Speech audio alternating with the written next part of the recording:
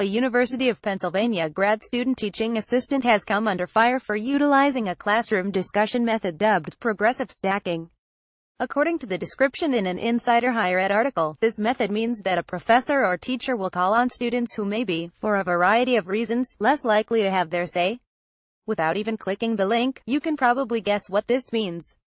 But if you can't, the UPenn grad student in question, Stephanie McKellop, bragged on Twitter about using the stacking method thusly after a firestorm of criticism for her tweets. The usual social justice types have jumped to McKellop's defense, including Philly.com's Helen Yabinas, with all saying basically that, oh, well, it was poorly constructed tweet, but she meant well.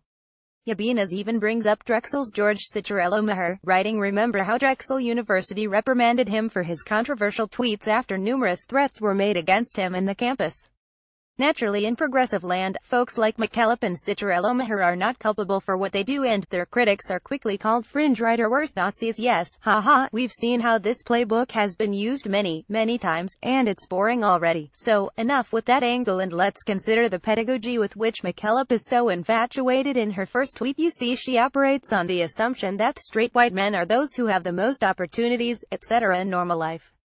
In the second, she lets us know that she will be in control, meaning she'll indeed flip that alleged normal life default by doing what she said in the very first tweet in this post: establish a racial gender discussion hierarchy. Again, note in that very first tweet she says always.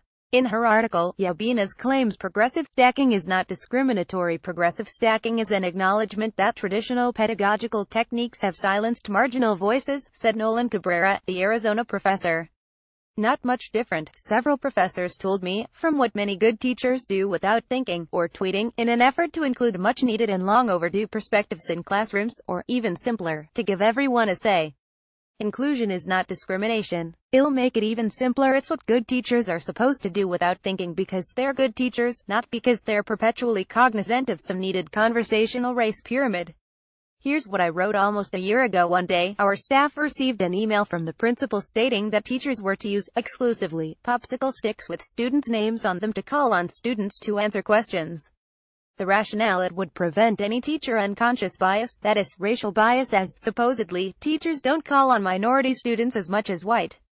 Our principal noted his decision was based on a student questionnaire given at the end of the previous school year in which some minority students had claimed they weren't called on as much as their white peers in class.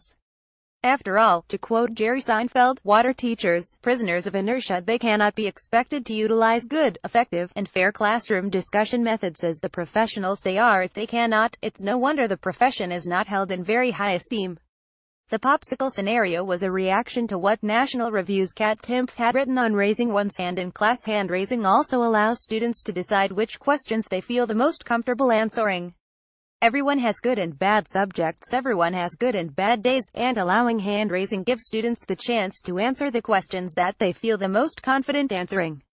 Denying students who are excited about a particular subject the opportunity to proudly display their knowledge of it takes the fun out of learning. If you're a white guy in Stephanie McKellop's class who's really into the subject at hand, based on her own words, you're essentially out of luck if you want to join in on a discussion.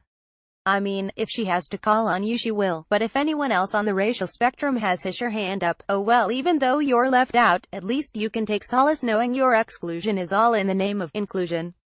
Only in academia. More No Campus for White Men. New book details harsh reality in higher ed today. More spokeswoman for D.C. Public Schools says abolish white men images. Shutterstock. Twitter. Imager like the college fix on Facebook. Follow us on Twitter.